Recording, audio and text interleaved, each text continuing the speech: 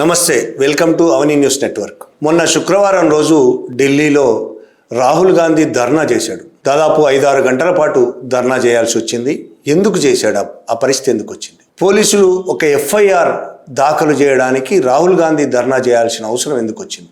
ఆ విషయంలో పూర్తి వివరాలు ఇప్పుడు ఈ వీడియోలో తెలుసుకుందాం. మనం జూలై 20వ తేదీన అంటే జంతర్ మంతర్ దగ్గర కాక్రోచ్ జనతా పార్టీ చేసిన ధర్నాకు సంబంధించి జూలై 20వ తేదీన వాళ్ళు పార్లమెంట్ మార్చ్ పెట్టారు. దాని మీద ఆ మార్చ్ మీద విద్యార్థుల మీద పోలీసులు తీవ్రంగా విరుచుకుపడ్డారు. ఢిల్లీ పోలీసులు, ఆర్ఏఎఫ్, సిఆర్పిఎఫ్ పోలీసులు కూడా లాఠీ చార్జ్ చేశారు. లాఠీలకు ముళ్ళు పెట్టి మేకులు కొట్టి మరి దాడులు చేశారు.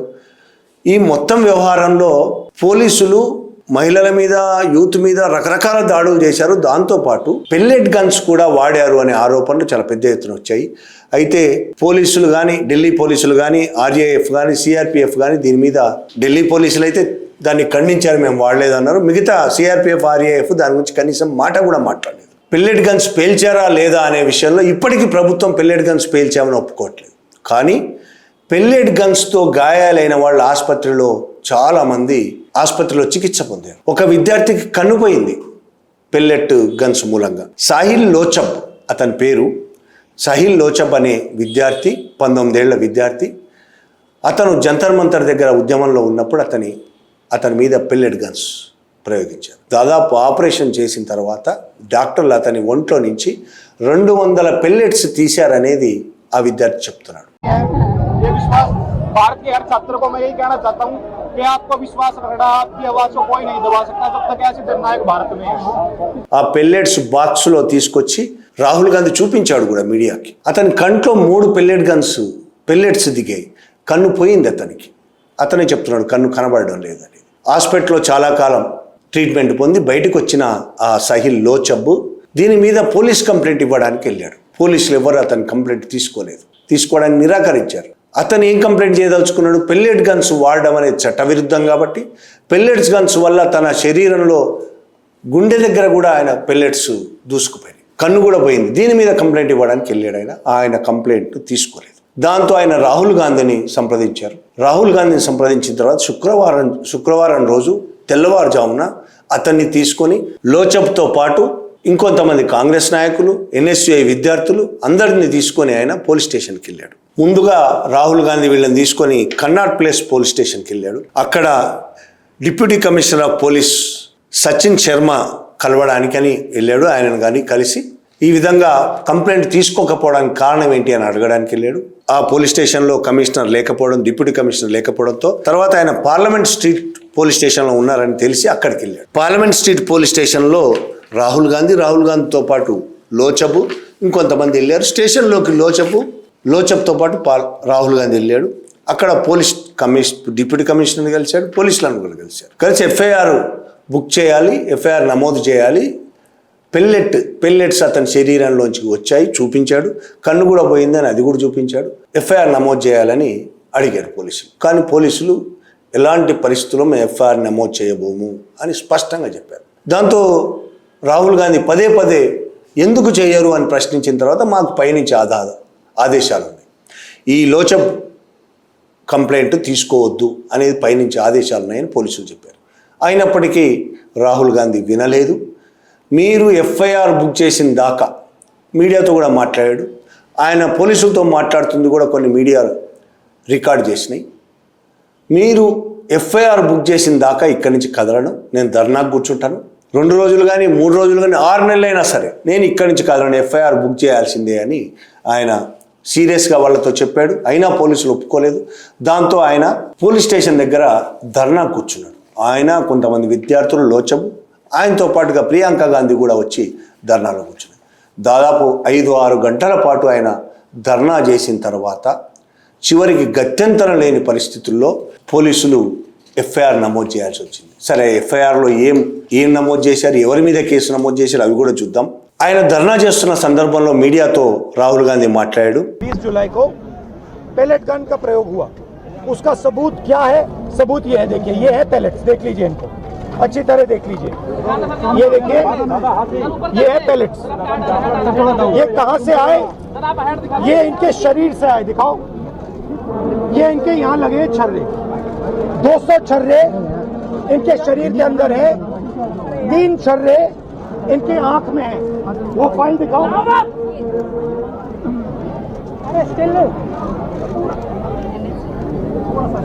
ये है एम्स की रिपोर्ट, लेडी हार्डन की रिपोर्ट, जिसमें साफ लिखा है कि इनको एम्स की एरी, जिसमें साफ लिखा है कि इनके शरीर में 200 से ज्यादा छर्रे हैं, आंख में 3 छर्रे हैं, आंख इनकी खो गई है, उस आंख से वो नहीं देख पाएंगे,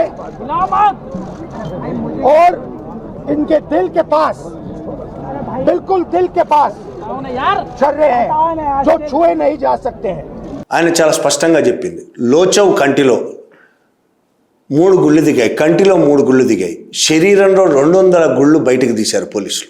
అతని గుండె సమీపంలో కూడా ఆ పెల్లెట్ ముక్కలు ఉన్నాయి. తాము తుపాకులతో కాల్పులు జరపలేదని ఢిల్లీ పోలీసులు చెప్తున్నారు. ఆ తుపాకులు ఢిల్లీ పోలీసులు కాల్చకపోతే కాల్చింది ఎవరు అని ఆయన ప్రశ్నించాడు. బాధితుడు ఇచ్చిన ఫిర్యాదుపై ఎఫ్ఐఆర్ నమోదు చేయవద్దని తమకు పై స్థాయి నుంచి ఆదేశాలు వచ్చాయని పోలీసులు చెప్తున్నారు. ఆ ఆదేశాలు ఇచ్చింది ఎవరు? ఇది రాహుల్ ప్రశ్నించాడు. తర్వాత ఎఫ్ఐఆర్ బుక్ చేశారు పోలీసులు. ఆ ఎఫ్ఐఆర్లో భారతీయ న్యాయ సంహిత, కొత్త న్యాయ సంహిత బిఎన్ఎస్లోని సెక్షన్లు 118, 125 కింద ఢిల్లీ పోలీసులు ఎఫ్ఐఆర్ నమోదు చేశారు. 118 అంటే ప్రమాదకర ఆయుధాలు లేదా ఇతర పద్ధతులను ఉపయోగించి ఉద్దేశపూర్వకంగా గాయపరచడం, తీవ్రమైన దాని ద్వారా తీవ్రమైన గాయాలు కలిగించడం, ఇది 118. 125 ఇతరుల ప్రాణాలకు, వ్యక్తిగత భద్రతకు ముప్పు కలిగించే చర్యలకు సంబంధించి ఈ 2 సెక్షన్లు పెట్టారు. ఆ సెక్షన్లు పెట్టారు కానీ అందులో ఎవరు నిందితులు, ఎవరిపైన కేసు నమోదు చేశారు? అజ్ఞాత వ్యక్తులు ఈ విధమైన పెల్లెట్ గన్స్ కాల్చారు అని నమోదు చేశారు. అజ్ఞాత వ్యక్తులు ఎవరు? లోచబ్ చాలా స్పష్టంగా చెప్పాడు. ఆయన ఏమేం చెప్పాడు, ఏం మాట్లాడాడు, అది కూడా వీడియోలో మాట్లాడుకుందాం. లోచబ్ చాలా స్పష్టంగా చెప్పాడు, నీలం రంగు డ్రెస్ వేసుకున్న వ్యక్తి నా ముందు వెనక కాల్చాడు, నేను ముందుకు తిరిగితే ముందు కాల్చాడు, మళ్ళీ కళ్ళకు వీటికి కూడా కాల్చాడు అని చాలా స్పష్టంగా చెప్పాడు. లోచబ్ చెప్తున్న నీలం రంగు డ్రెస్ వేసుకున్నది ఎవరు, వ్యక్తి ఎవరో తెలియకపోవచ్చు, కానీ నీలం రంగు డ్రెస్ వేసుకున్నది ర్యాపిడ్ యాక్షన్ ఫోర్స్ RAF. కానీ వాళ్ళ మీద మాత్రం కేసు నమోదు చేయలేదు, అజ్ఞాత వ్యక్తులను నమోదు చేశారు. ఇందులో ఒక కుట్ర ఉన్నది. లోచబ్ చేసిన ఫిర్యాదులో చాలా స్పష్టంగా పేర్కొన్నాడు. ఏమని? జూలై 2026న జంతర్ మంతర్ నుంచి పార్లమెంట్ వైపు జరిగిన సంసద్ చెలో మార్చ్ సందర్భంగా లాఠీ చార్జు, తొక్కిసలాట పరిస్థితి ఏర్పడినప్పుడు తాను పాలికా బజారు వైపు పరిగెత్తానని ఆయన అందులో రాశాడు. ఆ సమయంలో తన చేతిలో జాతీయ జెండా కూడా ఉందని చెప్పాడు. దాంతోపాటు తన ముఖం మరోవైపు ఉన్న సమయంలో వెనక నుండి ఛాతీ, కుడి చెయ్యి, కుడి కన్ను ప్రాంతాల్లో ఏదో పేలినట్టు అనిపించింది. ముఖం ఇంకొక వైపు ఉంది, ఛాతీ, కుడి కన్ను, కుడి ప్రాంతాల్లో ఏదో పేలినట్టు అనిపించింది. వెనక్కి తిరిగి చూడగా నీలం రంగు యూనిఫామ్ ధరించిన పెద్ద తుపాకీ పట్టుకున్న వ్యక్తి కనిపించాడు. ఆ వ్యక్తి తన లోహపు పెల్లెట్లను 4-5 సార్లు నా మీద కాల్చాడు. దాంతో తన శరీరంలో 200లకు పైగా పెల్లెట్లు దిగాయని, కంటిలోకి కూడా పెల్లెట్లు వెళ్ళాయని తెలిపాడు. ఆ నీలం రంగు యూనిఫామ్ ఎవరిది? ఇంకొంతమంది అంధభక్తులు ప్రశ్నించవచ్చు, 4 సార్లు కాలిస్తే 200 పెల్లెట్లు ఎలాగెళ్ళాయి? పెల్లెట్లు ఏంటో కూడా తెలుసుకోవాలి. ఒకసారి కాలిస్తే అందులోంచి వందలాది పెల్లెట్లు దూసుకొచ్చి శరీరంలోకి దూసుకుపోతాయి. ఇప్పుడు ఆ నీలం రంగు యూనిఫామ్ ఎవరిది? ఇంతకుముందే చెప్పినట్టు ఆ యూనిఫామ్ వేసుకుంది RAF వాళ్ళు. మరి వాళ్ళ మీద కేసు పెట్టారా? పెట్టలేదు. కానీ అతను ఇది RAF వాళ్ళే అనేది నిర్ధారించలేకపోయాడు. ఎందుకంటే అది RAF కాదా, ఎవరు వాళ్ళు అనేది ఆయనకు తెలియదు. చూస్తే నీలం రంగు మాత్రమే కనిపించింది ఆయన, కాబట్టి నీలం రంగు అనేది చెప్పాడు. ఎఫ్ఐఆర్లో ఏం రాశారు? అన్నోన్ అన్ఐడెంటిఫైడ్ పర్సన్స్ అని నమోదు చేశారు. ఇది ఒక కుట్ర. నీలం రంగు వేసుకున్నది ఎవరో పోలీసులకు తెలుసు. అసలు పెల్లెట్ గన్ కాల్చింది ఎవరో పోలీసులకు తెలియకుండా ఉంటుందా? పోలీసులకు స్పష్టంగా తెలుసు అనే ఆరోపణలు తెలుసు. తెలిసిన తర్వాత కూడా ఎవరు అనేది వ్యక్తులు కాకపోవచ్చు, కనీసం ఫలానా CRPF, ఫలానా RA, ఫలానా ఢిల్లీ పోలీసులు అనేది రాయొచ్చు. అది కూడా వాళ్ళు అందులో నమోదు చేయలేదు ఎఫ్ఐఆర్. ఇక దీనికి సంబంధించి ఇంకొకటి కూడా ఉంది. వీళ్ళు ఇంకొక కారణం కూడా ఏం చెప్పారు పోలీసులు ఎఫ్ఐఆర్ నమోదు చేయకపోవడానికి ముందు? సుప్రీంకోర్టు కమిటీని నియమించింది కాబట్టి ఇప్పుడు మేము ఎఫ్ఐఆర్ నమోదు చేయబోము అని చెప్పింది. సుప్రీంకోర్టు ఏం కమిటీ నియమించింది? ఆ రోజు జంతర్ మంతర్ దగ్గర పోలీసులు చేసిన దాడిలో అనేక మంది విద్యార్థులు గాయపడ్డారు, దారుణమైన దాడి చేశారు, దుర్మార్గమైన దాడి చేశారు. ఆ హింసకు సంబంధించి తేల్చడానికి ఒక కమిటీని ఏర్పాటు చేసింది. సుప్రీంకోర్టు విశ్రాంత న్యాయమూర్తి నేతృత్వంలో 5 సభ్యుల కమిటీ ఏర్పాటైంది. ఇందులో ఇతర న్యాయమూర్తులు, సిబిఐ మాజీ డైరెక్టరు, ఒక సీనియర్ అధికారి సభ్యులుగా ఉన్నారు.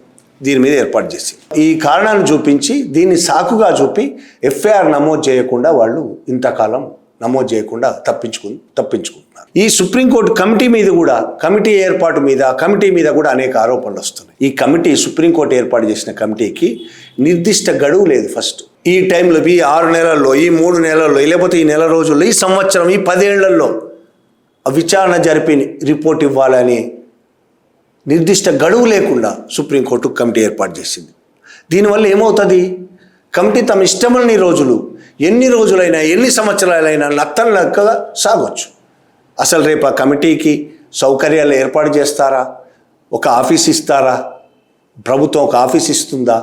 దానికి సరిపడా సభ్యులకు సరిపడా ఇతర వ్యక్తులను ఇస్తారా?